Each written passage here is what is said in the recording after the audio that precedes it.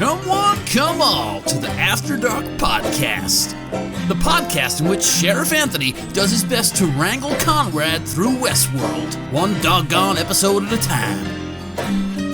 So kick back and grab yourself some Apple Jack, or some Adam's Ale if that's your preferred poison, and get ready for these two wannabe cowboys to ramble the night away. Music was provided by the fantastic Nancy Wyatt and Jared Iscariot. Enjoy the show! Down at the Howdy, and welcome to the After Dark Podcast. I'm Anthony James, and that's Konrad.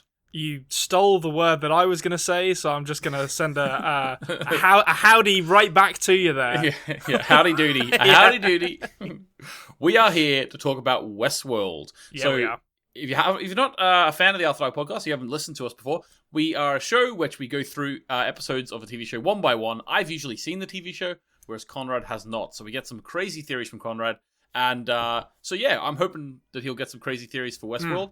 The two previous shows, Dark and the OA, definitely some crazy theories there. So if you're joining us for Westworld, expect a lot of those. Konrad, how are you feeling about Westworld? I'm feeling rootin' and tootin' and all the other words associated with westerns that I could possibly muster.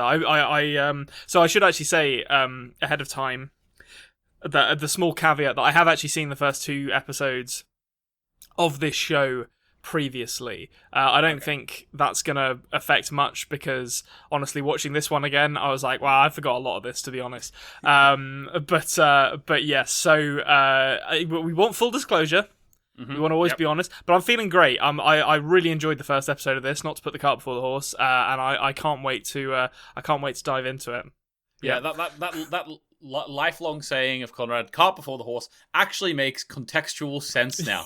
Yeah. Listen, we still have carts and horses in present day. It makes sense for all of them. That is true, actually. Maybe they don't have carts and horses on Saturn. I can't speak for Saturn. It's true. My wife Ema's grandfather collected carts. Not Western-style carts, more sort of English-style carts. Well, he has one cart which was used by Queen Elizabeth when she visited Northern Ireland. That's all I'll say. Oh, lovely. Yeah. So not quite the rootin' tootin' carts, but it'll do.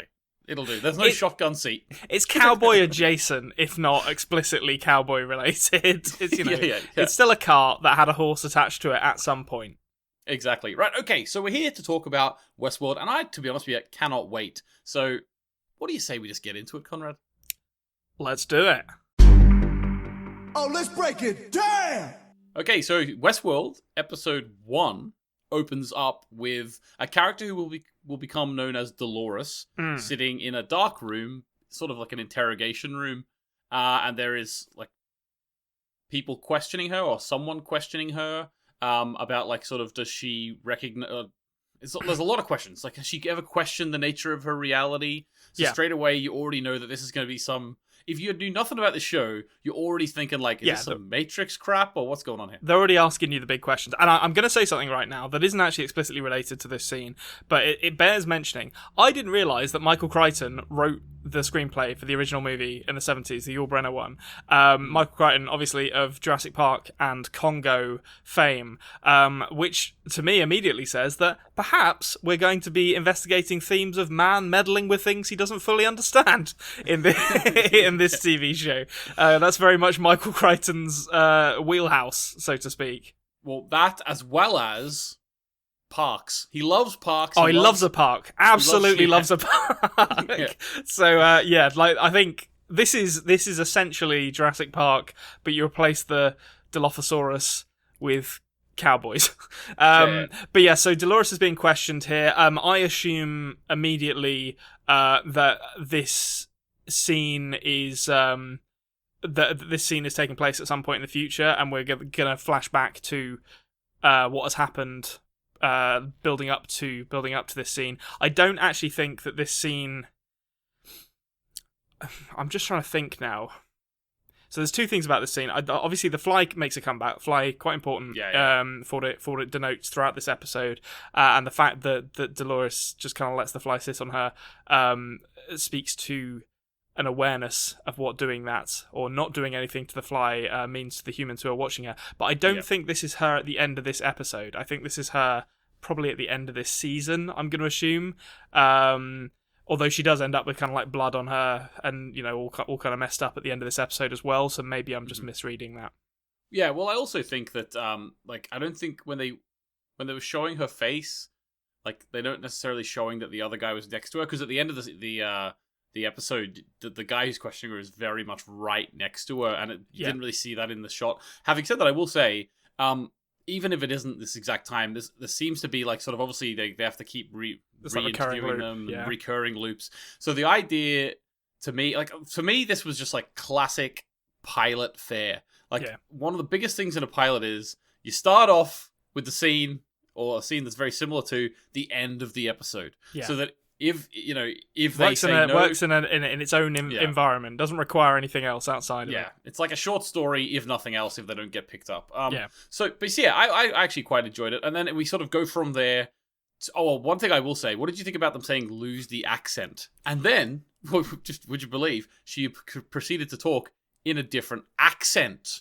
Yeah, it was. I quite like the idea that the accents are like an affectation that can change, because I guess it speaks to what we find out in this episode, which is that like the hosts, they're called, like the robots or whatever in the park, they're like designed kind of like modularly so that they can slot into different roles in the park. So I guess it makes sense that their accent isn't just kind of fixed into their core code. It's something that can be changed on the fly, and really good acting. There's some great acting in this episode actually. I didn't look up any actors' names, but this actress here, to just swap out your accent pretty seamlessly is pretty impressive.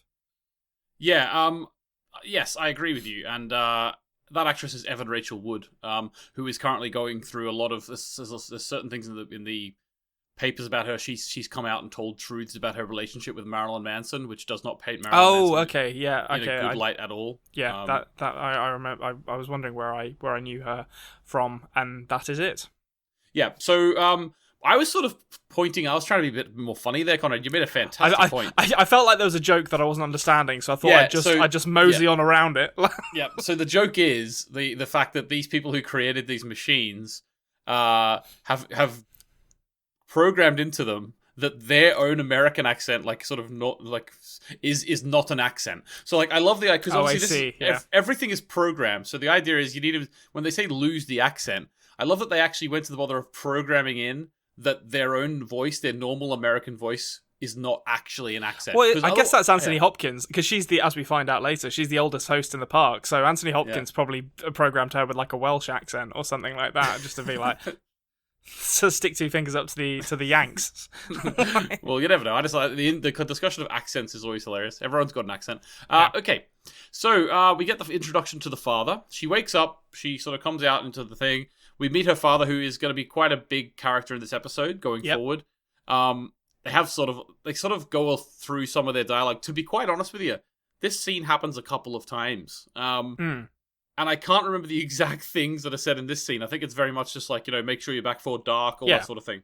Well, it's like the thing that's really smart about this episode, and I'm assuming they're going to probably keep returning to this as kind of like a narrative device, is if you take away all the science fiction-y kind of stuff in Westworld and just view this episode as an episode of like a kind of Western procedural on the TV, or Western serial rather on TV, it would still work, like, because it's basically it's very deliberately hitting all of these like narrative tropes, like this sort of gunslinger coming back into town to rekindle a lost love in James Marsden's character Teddy, the old lawman who's like settled down and wants to protect his family on the ranch.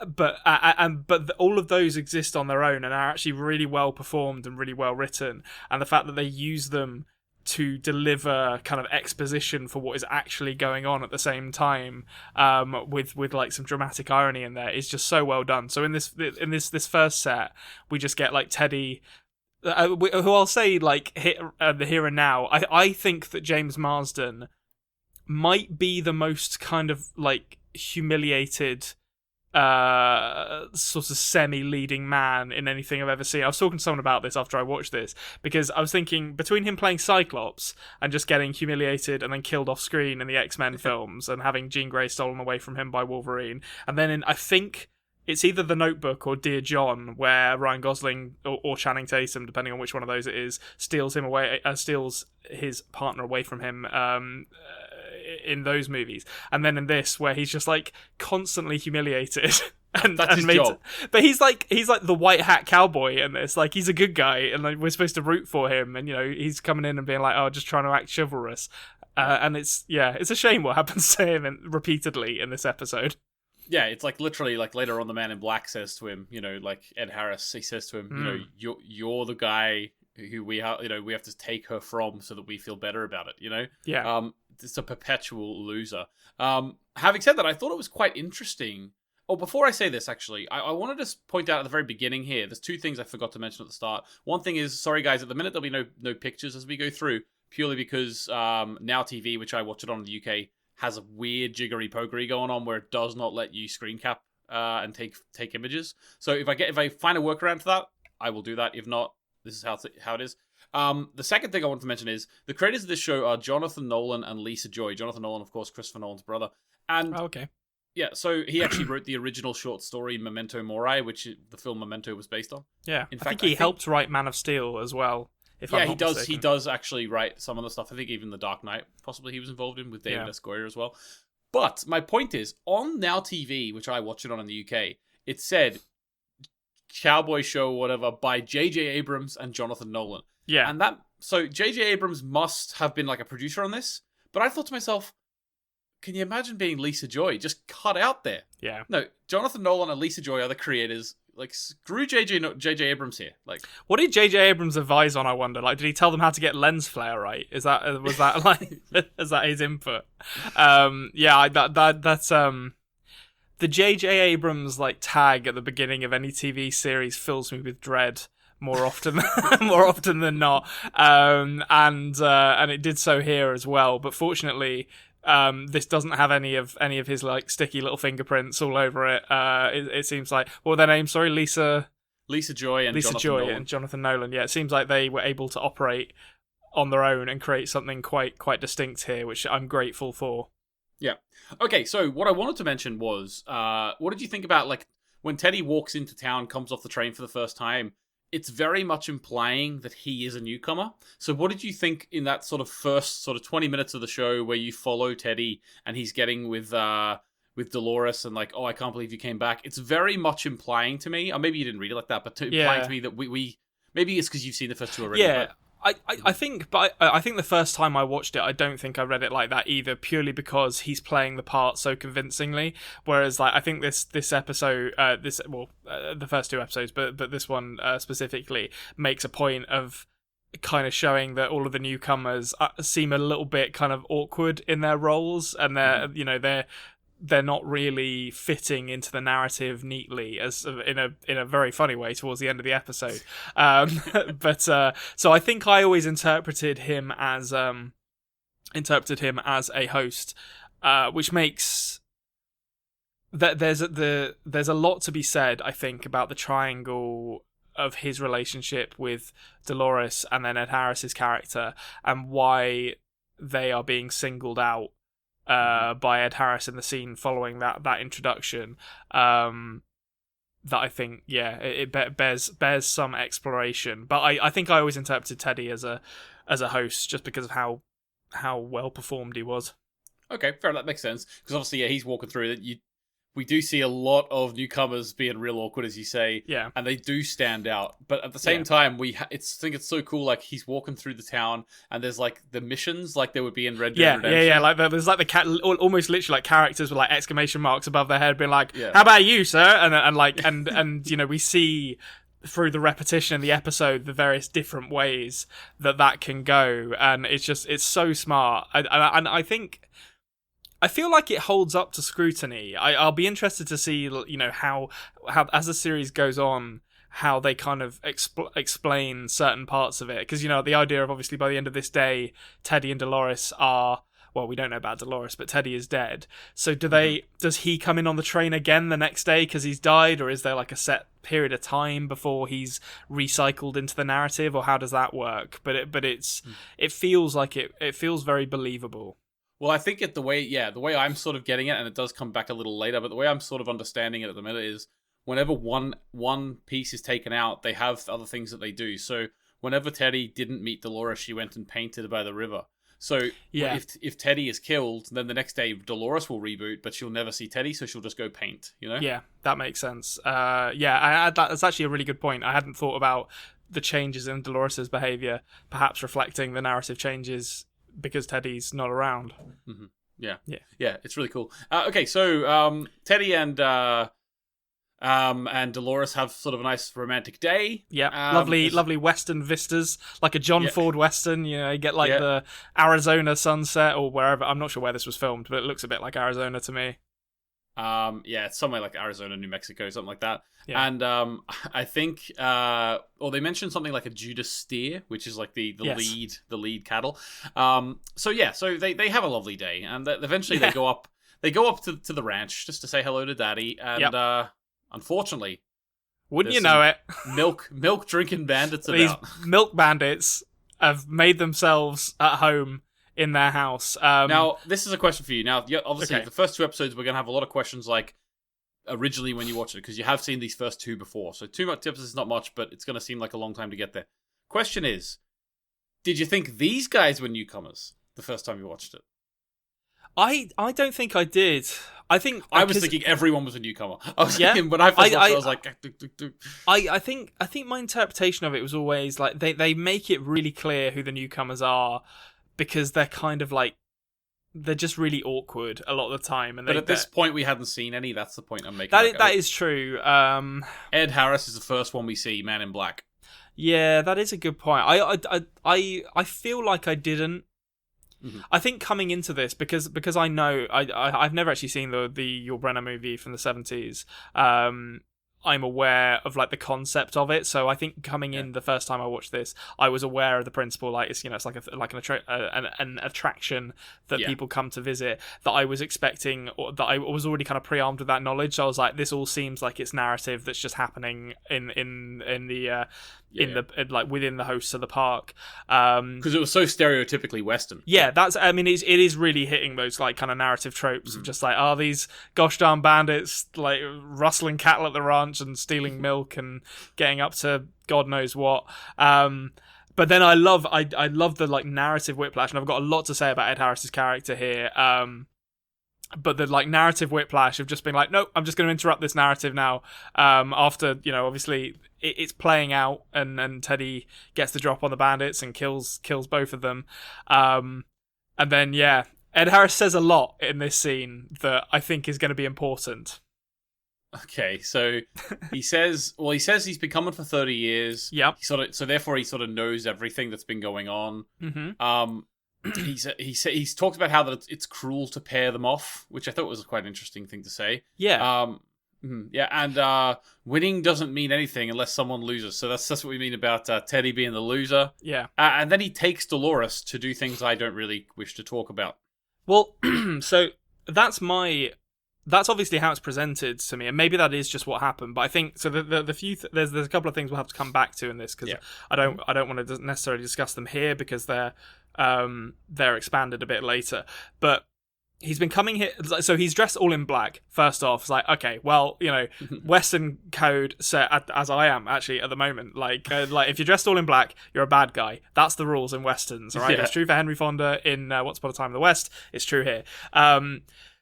But and he's very clearly set up as a villain. He's kind of lording it over Teddy, like laughing at him as he's unable to kill him. Which I'm interested in if they ever explain the technology of like how the guns work on hosts but don't work on newcomers. Yeah. That feels it might be that just off the top of my head, I can't remember if it's explained, but right now in my head I'm thinking it might just be that the type of bullet doesn't it pierces themselves. Maybe they have like little trackers on them that track the bullets. I don't know, like an EMP bullet or something. But so I think the fact that he's kind of taunting Teddy, he's wearing all black, he's very kind of Machiavellian in his motions, and then he drags Dolores off at the end. It immediately to me says, okay, this guy's a bad guy, and I feel like they're leaning into that. But then I'm taken back to the idea that nothing is what it seems in this park, and I started to kind of like analyze what he'd actually said, which is something I didn't do the first time I saw this, which is that okay, he's been coming here for 30 years. That feels more than just like more than just a pleasure trip to me. You don't keep coming back for 30 years, and certainly what he gets up to in this episode implies that he has a plan for something bigger. And I actually don't know if he dragged Dolores off to do what it's implied he did. That's my suspicion. Just because it's so obviously set up to imply that I'm like, I feel like he's trying to kind of wake her up or something. That's my suspicion for what Ed Harris's character is doing here. Interesting. Okay, I like it. Okay, so after that sort of showdown at the ranch, they have the day starts again, and so we get the what will happen multiple times. We get that sort of the same music playing. We get her eyes opening up. Yep. And she wakes up. She comes out. Oh, we also actually what happens is after it starts again, it actually zooms out. Yeah. And shows you sort of a visualized map almost. Like they're not actually tiny. It's just like it's a visualized map of the park. It's actually like a flea circus. Like they're just tiny little robots. Well, before I had seen the show, I had seen like a picture in a trailer or whatever of like that image of them standing around the countryside, and I thought, hang on, are they tiny? Like yeah, they're like the gods of Olympus. They're just like watching on. This is your sort of textbook nudity scene in an HBO kind of prestige TV show here. It's like we're going to get lots of nudity, naked horses as well for anyone who's down to the bone. Yeah, who's that way inclined. And we get some very important exposition about a character by the name of Ford, who's adding things without oversight for each update. And there's one thing that said it. I didn't actually catch the bearded programmer guy's name in this episode. Bernard. Okay. He's great. I like Bernard a lot. I've got a lot of time for his relationship with the security lady who looks a bit like Lucy Lawless, whose name I also didn't catch. Yeah, I can't remember that character's name, if I'm completely honest with you. We'll get there. I apologise to the listeners. It's a new series. It's going to take me a couple of episodes to get up to speed on everyone's names. But yeah, so Bernard, when they are, I can't remember who it is they're actually looking at. Oh, it's the prostitute lady at the the very strikingly eyed prostitute lady. Yeah. So he's there with the other like programmer lady, and Clementine, you call her. The one from the brothel is Clementine. Yeah. Okay, so they're there like analysing this kind of what does he call them? There's a word for it. It's not glamour. It's like some kind of word like that. Little things that have been added. Reveries. Reveries. That's it. It's a lovely word for these kind of little flourishes of personality. Yeah. But the thing that Bernard says here, which really struck me, is that the program is with him. It's like, well, they're overwritten, every single day or whatever. So, like, how do they have these memories in there? And he points out that, as is the case with a lot of hard drives, the memories aren't overwritten. They're in there waiting to be overwritten, which to me seems like an important plot point. Like, that seems like it might come back in a fairly significant way.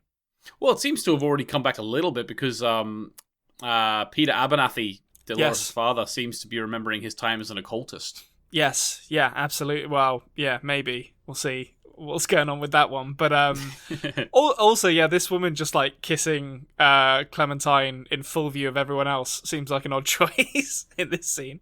Yeah, that was interesting. Very, very intimate with the host there. Yeah, I don't know. I was just like, what? Okay, it feels like you could have got away with this in maybe a more private place than literally a room with glass walls surrounded by other scientists. Those who live in glass houses should not kiss hosts. Yeah, that's the thing. That's the old saying. That is the old saying. But yeah, okay, so we get the classic. I just wanted to point out as well, the very funny character. I hope this guy is more than just a stereotype, but we got like the security guy who doesn't trust the park. Like it's you can set your watch to this character showing up in a Michael Crichton book, and here he is, folks. Well, I remember watching this show, and I said to Ema the first season, I said, Jesus, who's this poor man's Chris Hemsworth, right? Yeah. It's Luke Hemsworth, his older brother. Is he actually a Hemsworth? One of the clan Hemsworth? Not wait, hold on. How many of them are there now? There's Luke, there's 3. Chris, and there's the other one who's rubbish. Who was the in, one who used to go out with Miley Cyrus. Yeah, he was in one of the Expendables movies. I want to say he's absolute garbage, but that's very funny that they got a budget Hemsworth for this one. They're the Baldwins of the 2010s. Yeah. So I mean, he is good. I mean, he's a character archetype at the moment. We'll see if they expand him anymore. The big thing that I think that comes out of his kind of introduction is the revelation with Bernard that the park hasn't had a critical failure in over 30 years, which seems to coincide with the length of time that Ed Harris's character has been coming to the park. Interesting. Almost as if he was affected by the last one, and it's driven him to try and do something to maybe affect the park's fortunes. Very interesting. That's my, and that will come back later as well with a certain photograph that that we'll discuss when we get to it. All right, awesome. So, unscheduled activity is where this Hemsworth brother gets introduced. They go down into the cold storage. I called it the body room. Yeah, very creepy room. Very creepy. Walking through all these hosts that are just sort of standing there looking. It's interesting to me, like, they made some comment about, like, why don't we fix this place up? And, like, it's like, I don't know.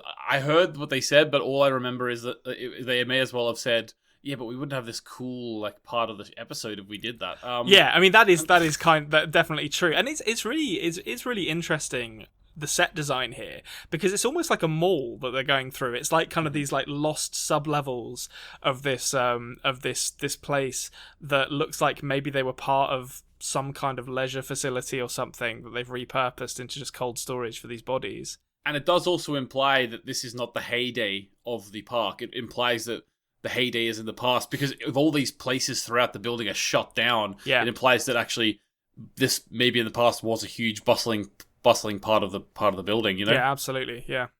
Yeah. Okay. So they go through and they actually finally meet Ford.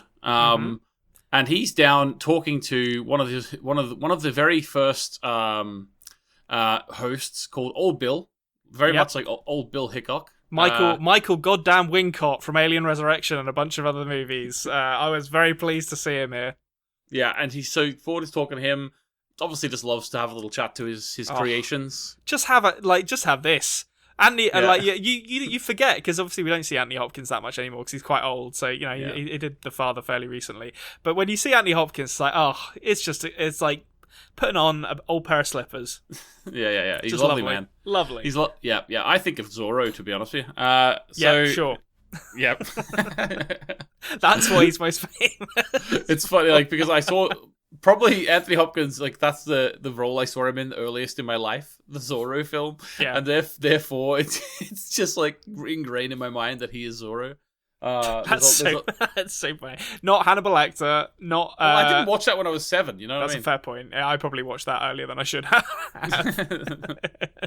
You actually saw that, you wanted to watch Zorro, you saw that he was in it, and it's like, hang on, I need to watch Hannibal Lecter, because if I watch that, I'm going to always think of him as being Zorro. I need to make Silence of the Lambs my first Anthony Hopkins memory. Thank you very much. And then I'll go watch that weird pirate movie with him and Mel Gibson where they Konrad, you're 6 years old. It doesn't matter. Doesn't matter. I care about my view of Anthony Hopkins. I'll choose what I watch. Thank you very much. Yeah. Yeah. Okay. Dolores again restarts the day. Yep. Talks to her dad. We found out that he's a former lawman, which we've mentioned.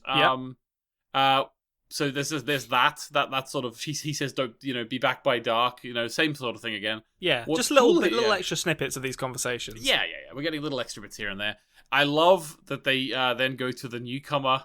Or this dude, the guy points this fucking guy with his like that. He looks like, what does he remind me of? Like, when I want to say it's in like Wild Wild West or something. When someone travels to like the Wild West and they're made to look up like a complete idiot, like that's what this guy looks like. Like all he's missing is one of those like enormous hats, like like they would wear in like a farcical Zucker Brothers comedy or something. Like, and I presumably.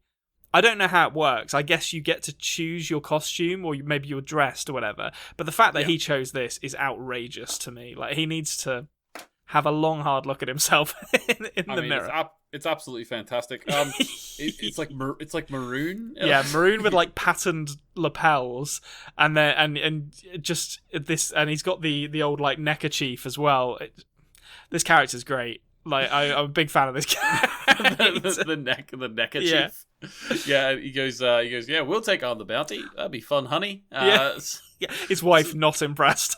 Yeah, it's almost like if like Chevy Chase was in this show. That's literally who I was thinking of. Like if Chevy Chase was in Westworld, this is how he would dress. Yeah. Okay.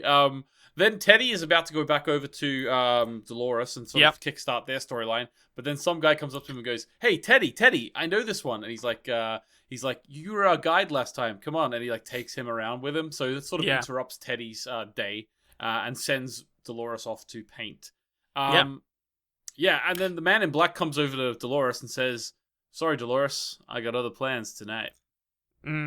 Yes, he does, and it's just another moment where it's like he's so clearly designed to appear menacing that I'm like, I actually think this guy might have a slightly tragic backstory. Like I can't believe, even though Ed Harris is always a very good villain, I don't buy that he's quite as villainous as he looks.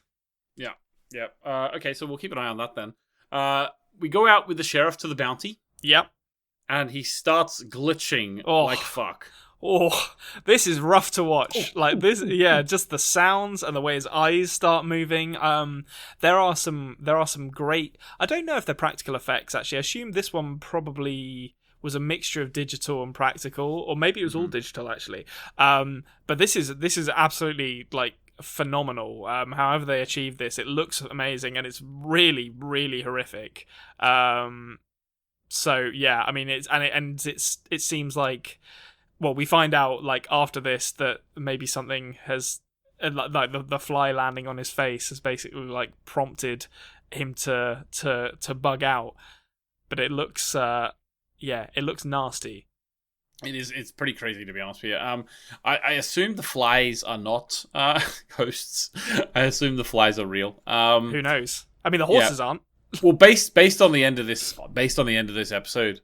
I'd imagine actually that's what they're implying. Can you imagine if at the beginning of each day they're just like, and they're like open like a whole thing of flies, they're like released into the park just to get swatted again and then collected at the end of each day. That's yeah. I mean, I want to believe. Want to believe. Right, I've got a serious question for you, Konrad. Okay, hit me. And it is serious. Okay. How do you feel? The fact that your culture as an annoying Englishman has been appropriated in this show. Oh wait, who was? Oh, that guy is the big. I was like, how dare you? How very dare you? I do not feel represented by this character. He is. I mean, again, a Michael Crichton archetype popping up here. The kind of money-driven marketing scumbag. It's a classic character. And this guy. I think he's. Honestly, I don't think he's very well performed. Hopefully, he grows on me. I think the other archetypes, and like then Bernard and the security lady. Mm-hmm. I think like even the security guy, even though he's obviously like very one note, he's just like I hate all robots. He's still well performed, and I bought him as a character. And Bernard is great, and the security lady is great. This guy, I was like, this is too much. You are the worst person in the world here. But at the same time, I'm glad he's there because he kind of gets his comeuppance at the end of this episode, and it's very funny. But that is a great moment. But yeah, to your point, I do not feel that this character represents the English very well, and I'll be writing a Stanley worded letter to. I'll write it to J.J. Abrams. Like, your name's on the top of this, J.J. You fix it. Get him out retroactively. All right, so they talk about like 10% of the population has been updated. So the idea is now that these reveries in the update have affected the hosts, and if it has been done, 10% of the population has been updated. So not everyone, not the end of the world, but a significant number nonetheless. But a significant number, yeah. And we find out the core code is what stops them from hurting guests in this scene as well, which seems like an important little bit of exposition there to kind of understand how they work. Yeah, definitely the core code. Okay, so Teddy goes off, so Dolores paints. There's a family that comes up to Teddy, and I thought there was a couple of interesting things here. First thing is that the family says, we can't cross the river, because that's not child-friendly anymore. So the idea... I don't think any of this is child-friendly. But I would not bring a child here. Like, there is a lot of violence in this place. Like, look what happens at the end of this episode in the main town. Yeah. Like, what are they talking about? The kids will love it. The kids will love it.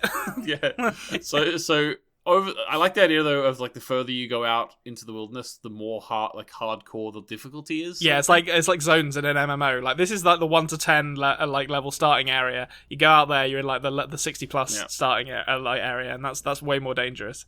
Yep, exactly. And we also get a moment where the child questions if Dolores is real or not, and she sort of just skirts over the issue. She's sort of in her code to avoid it, I would imagine. Yeah. Like I think it's really interesting actually for her, and I will point out as well. You know, I talked about Michael Wincott from Alien Resurrection showing up. Fucking Trevante Rhodes from Moonlight gets a very brief cameo as one of the guys in the brothel with Teddy. Where I was just like, Trevante Rhodes, and you know, it's that's one of the best things about these HBO like prestige shows is the casting is like you just always get amazing actors and actresses in them, and this is obviously going to be another example of that.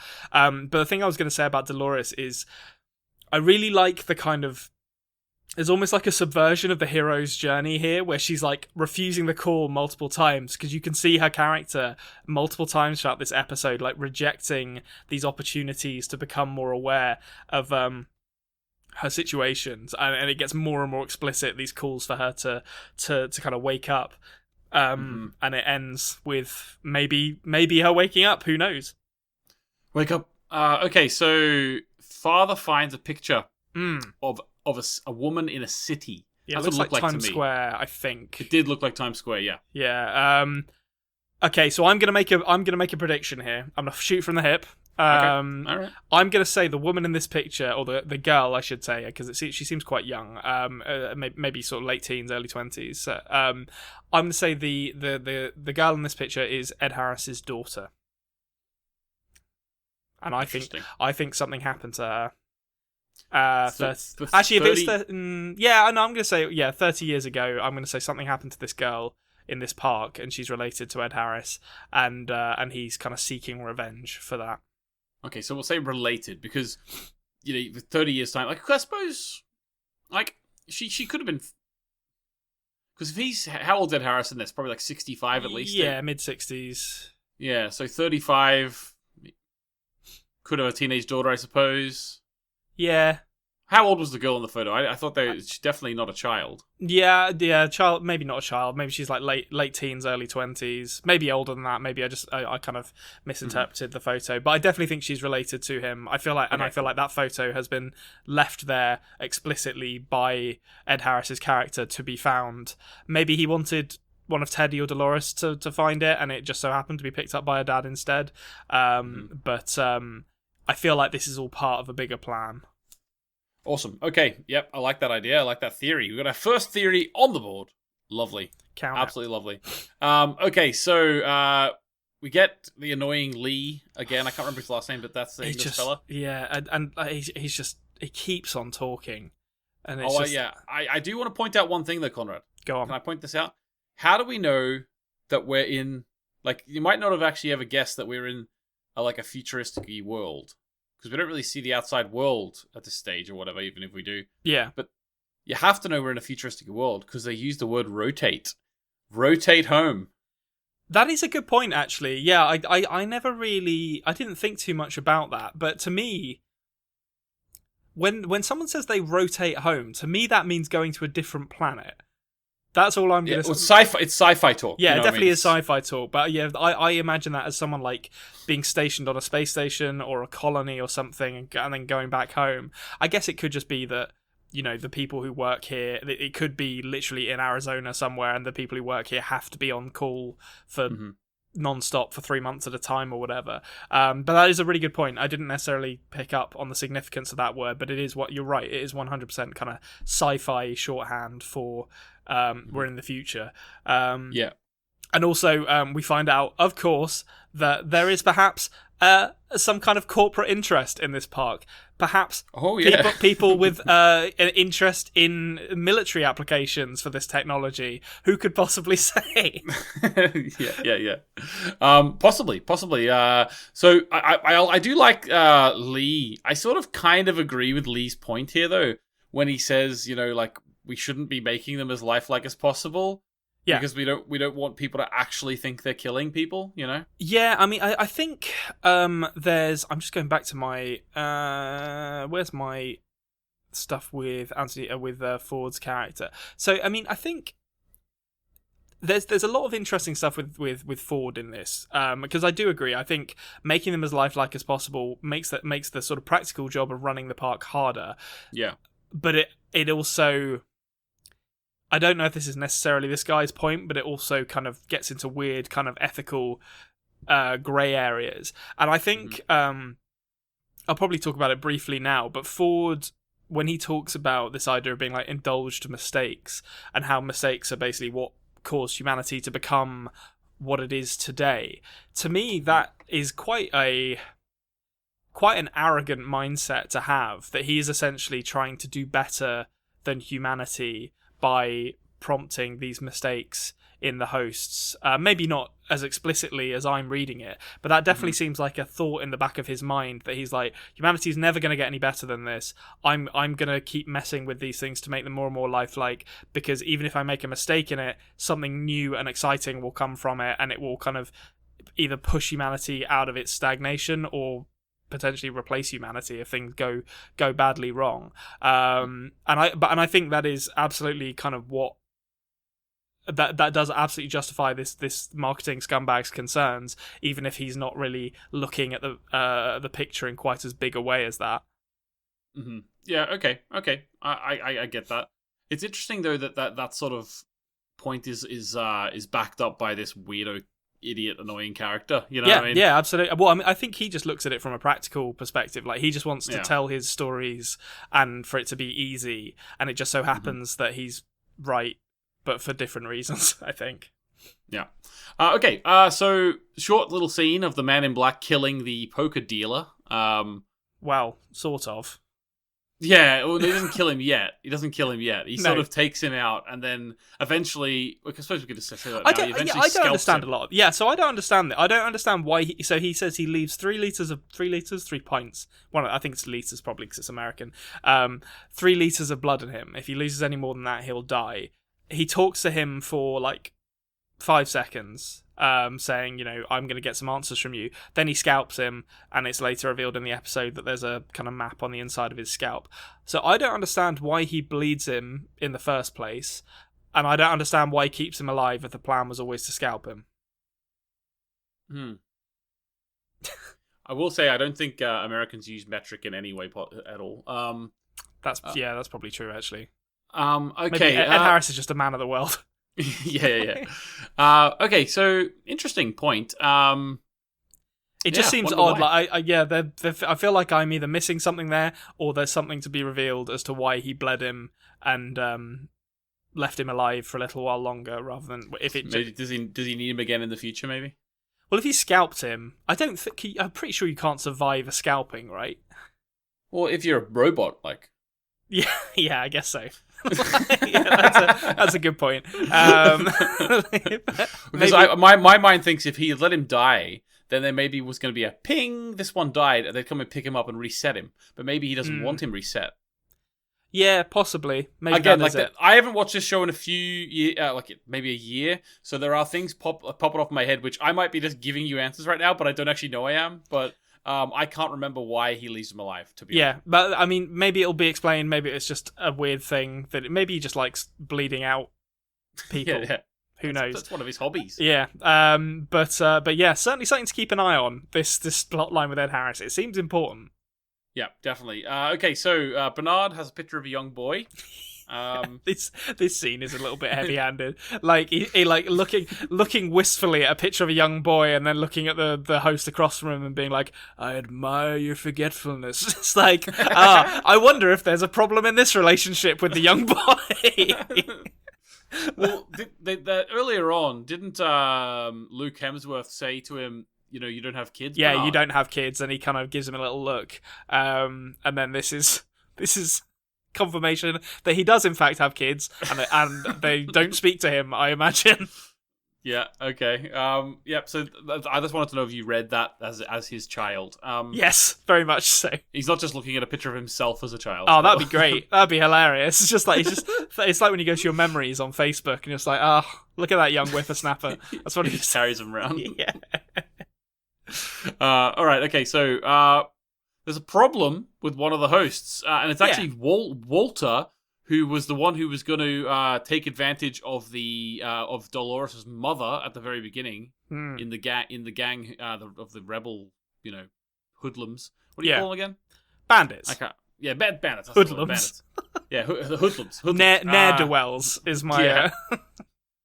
So he goes mental. He starts shooting up a load of people, drinking a lot of milk, drinking a load of this milk. But he does say, like, I've actually written down here that he says it's not for you. It's not for you. He says to the newcomers. What did you take from that? I think like this is like a self-awareness here. Like, he knows there's a difference between them, and he knows that he always dies. They say once they kind of shut this scene down, which, by the way, is brilliantly done. The way they're able to like pause these actors in mid. It happens several times throughout this episode. Yeah. And I don't know how they do it. Whether the actors are just really, really good at suddenly being very still, or whether it's something more than that. But play it in slow motion, you'll see their chest going up and down. Oh, do you actually think that's what's happening when they're doing this? I think it'll be a mixture. They'll have to like practically.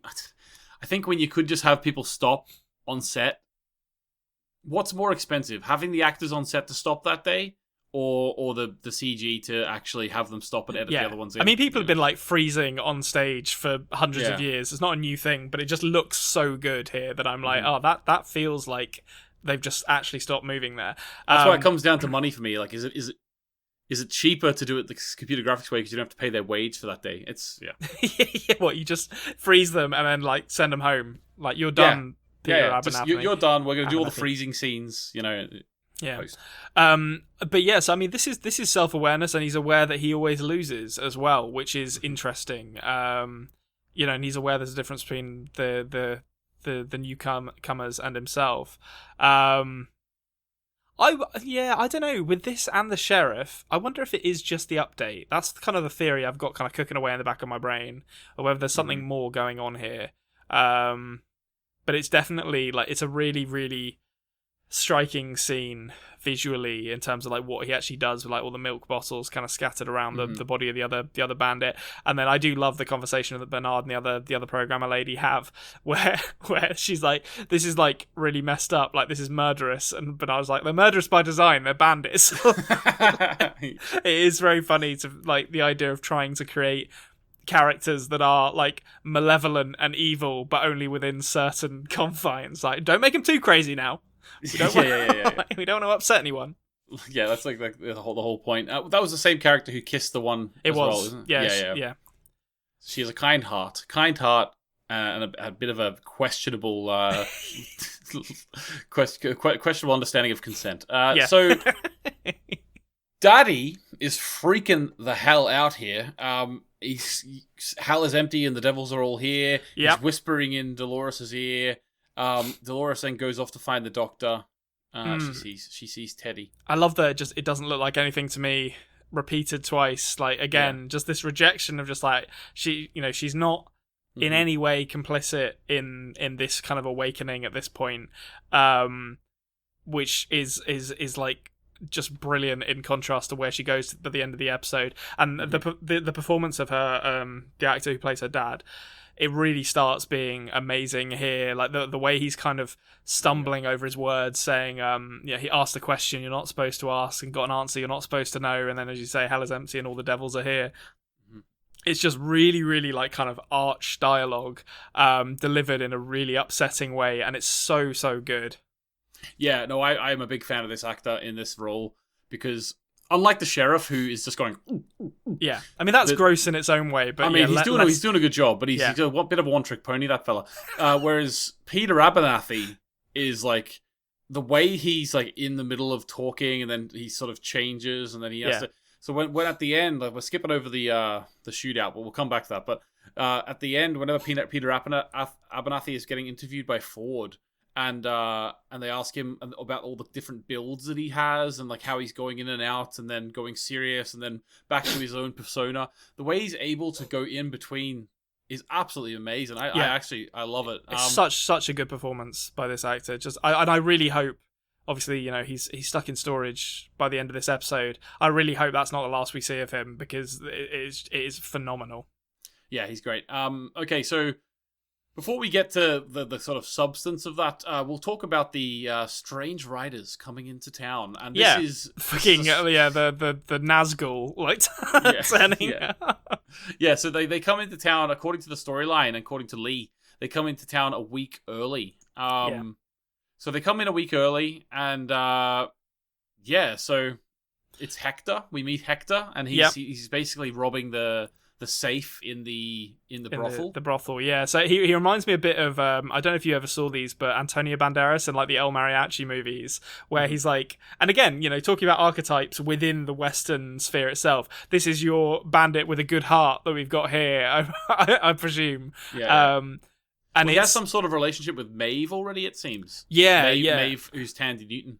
Yeah, or Tandiwe Newton, as she is now. Oh, Tandiwe. Oh, yes. Yeah, she's reverted her stage name. But so it's really interesting. I like Tandiwe Newton in this as well. Like, she's got such sass to her character, and just the way like he comes in to the bar, shoots the bartender dead, and she's just there like, whatever, like, I don't care, you're not gonna kill me.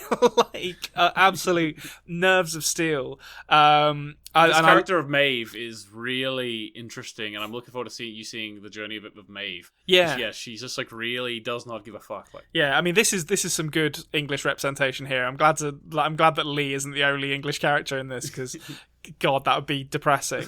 But yeah, so this bandit guy, he seems really cool. Like he's obviously presented as this kind of like roguish kind of archetype, which I was very into.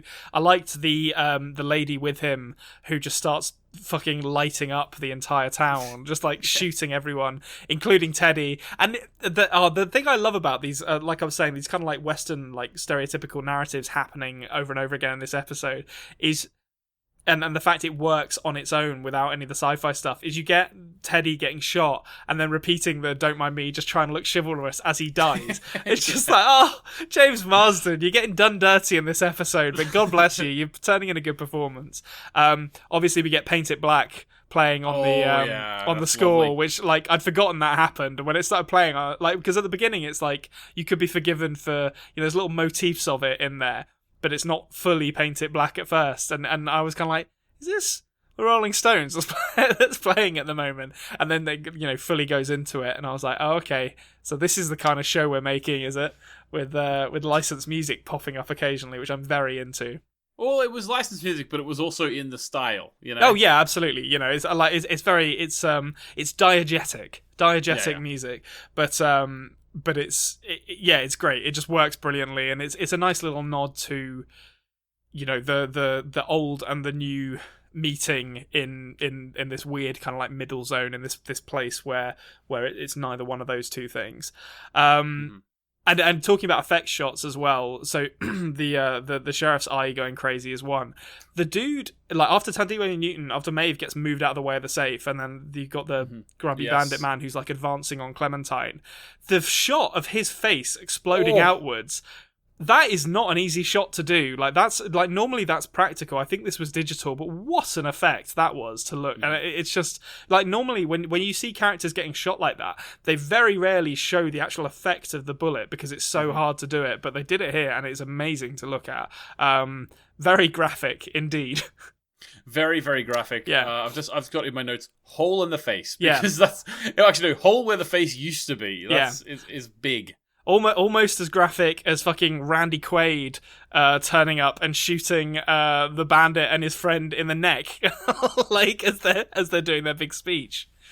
Yeah, I love the build up of good of this speech. Yeah, like Lee's so happy about it, he can't wait. I think he describes it as chilling, I believe. Yeah, chilling. And his build up, and I love even the way that the script was written. It was properly to accentuate the joke, because it's like, there's a lesson today. And the lesson is... Yeah, bang. Bang. Bullet through the neck, and he just, like, dies like a dog in the street. then It's so funny. And then the guy just, like, and his wife, like, they're so well played because they behave like someone will behave when they get that sudden rush of adrenaline. They're just like, ah! Like, it's just madly laughing as they say, like, go and get a photographer. We need to take a picture of these things I've just killed. Well, I think the wife even says, look at her wriggle. Look at her wriggle. Yeah, it's so funny. And I could 100% see people being that way here as well. It's, great bit of black comedy. Yeah. Okay, so Teddy goes. He dies, as you say. Yep. Okay, so then Elsie is the name of the character. She comes over, the one who kissed Clementine in the back room.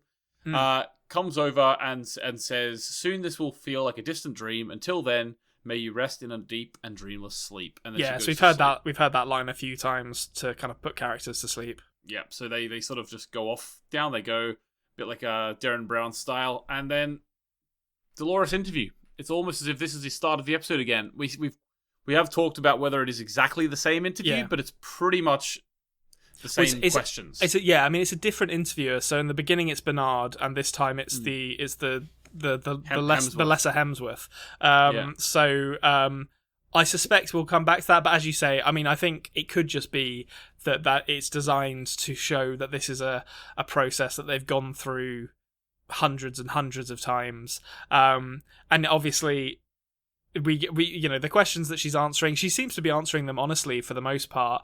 And then we get the revelation that Dolores is the oldest host in the park, and the security guy's like, "Not good old Dolores," which is like, I have a feeling this might be our main character, so like I feel like maybe we should hold back on ruling Dolores out for causing trouble. Getting into mischief. Not good old Dolores. Yeah, especially when she's the oldest one in the park, and we've just been told that they could be accessing their old memories. Yeah. A lot to get into there with Dolores, I'm sure. So Peter Abernathy, his current build is Rose. Yeah. And his itinerary is to meet his maker. Yeah. Well, he was in luck, according to Ford, because he was sitting right there, and he says, and Peter Abernathy says, "I will have such revenges on you both. They will be the terrors of the earth." Yeah, and then is this these violent delights have violent ends scene as well? I think it is. It's all. I think it's all Shakespeare. I can't honestly claim to be an expert of Shakespeare, so I'm not sure what it's from. But it just works so well in this context, and his delivery of the lines, again, I like not to harp on about it, but it's just so good, the performance here. And the shifting, as you've said as well, between, like we said previously, the shifting between the different builds, and the slight shifts in the performance that engenders. It's so good. And I don't know, I feel like, I know they kind of end up with a conclusion that this is him somehow accessing his old memories in the form of the sort of murder mystery cultist thing that he was a part of. But I do also feel like he's delivering a message for someone else here. That's kind of, I feel like this has been designed by someone, possibly Ed Harris's character, to deliver that message. I don't think it's him just kind of getting angry because I think that's part of it. Like his drive is to protect his daughter, and he that extends to him needing to protect his daughter, the host, from this nightmare of the park that she is stuck in. But I think I do think there's more at play than just his own motivations. Okay. Interesting. Well, one thing that is not at play anymore is his role within the park, because he's been recast. Yeah. It's such a bad recasting as well. Like when every time Dolores comes out and her dad is like, "You're gonna go out and set down some of this natural splendor." It's like, just fucking bathe me in that character. Like, the heart of gold is what that man has. And then they replace him with the bartender who's just like, "You're gonna go do some of that," and then like with derision, painting. It's like, all right, okay. Well, I mean, painting is like, why do you have to say it like that? There's nothing wrong with painting. It's just, it's such a bad bit of casting that I hope they recast him. Yeah. Okay. Two more things. Mm-hmm. Actually, no, technically three more things. One thing we didn't talk about already, but first thing is Bernard whispers something to Peter Abernathy when he puts him in cold storage. Yes, he does. What do you think that he whispered to him? I don't know. I'm really not sure about that because, I mean, Bernard strikes me as someone who really admires the artistry of recreating kind of human emotions in these creatures. Like he remarked upon it to the security lady, like that he really wants to, like, which is a really funny scene that I didn't actually, a really funny part that I didn't mention, where he's saying like, oh, you know, your brow does this thing when you're angry and trying to control it. I'd love to map it, and and she's like, fuck off, and it's very funny.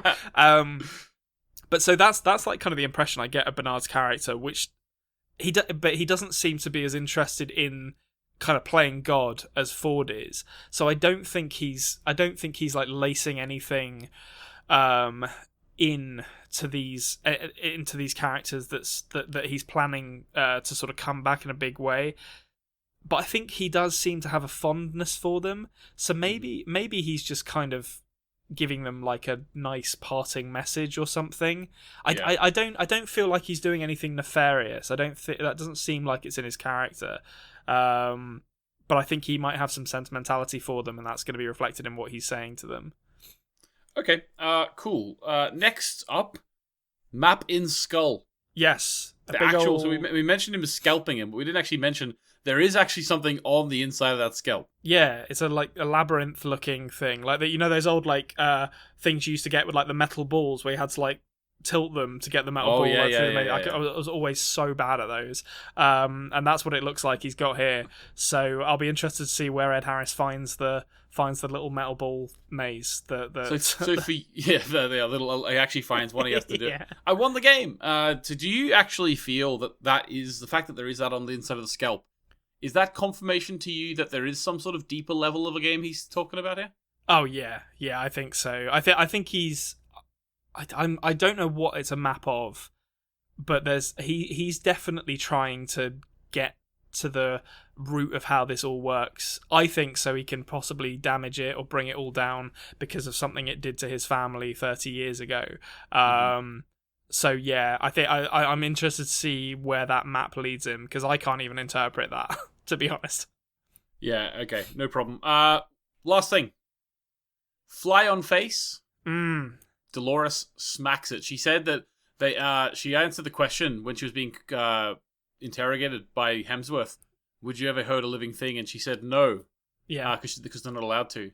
And then she did kill a fly. Yeah, she killed a fly at the end of the episode. It's such a great oh shit moment to end the episode. And actually, I mean, there's a lesser one that I had not noticed the first time I watched this, that I did notice this time, which is it shows Teddy coming into town again, and he's rubbing the bullet wound where he was shot, and it's like Teddy shouldn't be able to feel that.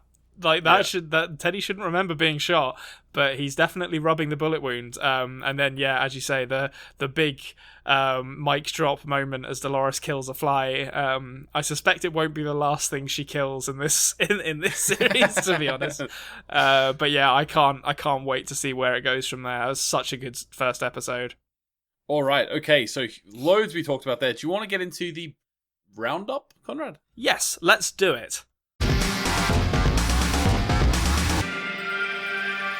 IMDb rating, 8.9 out of 10. What do you think? Yeah, I think that's about right. Like, this is one of the best first episodes of a series I've seen. It's so strong in introducing what it's going to do, and I can't wait to watch more. So yeah, I think that's fair. Yeah, okay. I think it's fair as well, to be honest with you. I thought it was a really great pilot. If I was a network executive and someone came to me with this, I'd be like, yeah, yes, please, I'll have more of that. Yeah. All right, okay. So, theories. You gave us one theory. Did you have any more coming out of this? Well, so I've kind of laced them in as I want to do throughout the episode, but I'll go through them again just so everyone's clear and there's no hijinks. So I think Ed Harris's character planted the photo at the ranch, and then separate to that, I think the girl in the photo was related to him in some way, and I think and then separate from that, I think the critical failure that occurred over 30 years ago involved Ed Harris and that girl, and then the last couple are sort of pretty obvious ones, but I think, they seem obvious to me, but I think the management interest in the application of this park is probably military, and I think the programmer guy with the beard, which is Bernard, relationship with his son and mother has fallen apart based on that kind of gimme of a scene, to be honest. Definitely. Right. Yeah. Overall, Konrad, what are you thinking? Are you enjoying the show so far? Are you looking forward to the rest of the season? What are your hopes and dreams, Konrad? Yeah, I mean, to be honest, I watched this and I was like, shit, I don't really want to come across as like a Luddite who just wants shooty stuff. But I watched this and I was like, fuck me, that was so good. Like I've loved Dark and the OA, but they're very different shows to this. This first episode, I was like, right, on board. And it was similar vibe to what I had when I watched Game of Thrones for the first time, where I was like, oh shit, okay, I'm really going to enjoy this, I think. I cannot wait to see where it goes from here. Just everything, and it helps that it's HBO, so it's obviously very high budget. But just everything in this is like so high quality, from like production design to the casting to the effects. It's just all working for me at the moment. Yeah, I think it's interesting actually, because ironically, because this is a Western, it does have, obviously we already see in the first episode there's going to be some very big questions in the show. There's going to be a lot of like sort of intelligent questions raised and discussions had, probably even in terms of the minds of these hosts. But it still comes across to me as a ripping yarn. Yeah, like it still comes across as like a big adventure show, which is going to take you on a huge story, and you're going to enjoy it the whole way. Yeah, like I want to see more of Teddy doing gunslinger stuff. I'm happy to watch that. Like obviously I want the other stuff as well, but I just like these host characters that they've created too. It's working on every level for me at the moment. Yeah. Awesome, guys. Well, that is going to do us. I'm looking forward to next week when we get onto episode 2. I think there's 28 episodes or roundabouts that of the whole thing. So we're here for a good few months. So strap in. Nice. I'm looking forward to it. So thank you very much to anyone who has come with us on the journey from the other shows, or anyone who is jumping in because they are a fan of Westworld. You're very, very welcome. Catch us next week for episode 2. I think if you want to support the channel, there is some links in the description to like t-shirts and tip jars and all that sort of stuff. If you would subscribe, that would be fantastic. And if you would give the video a like, we'd very much appreciate that. Right, guys, thanks very much. Goodbye. Goodbye. Thank you for listening. The After Dark podcast has been a Culture Cave production. Please subscribe on audio apps as well as on YouTube at The Culture Cave. Join us next week as Konrad journeys further into the unknown.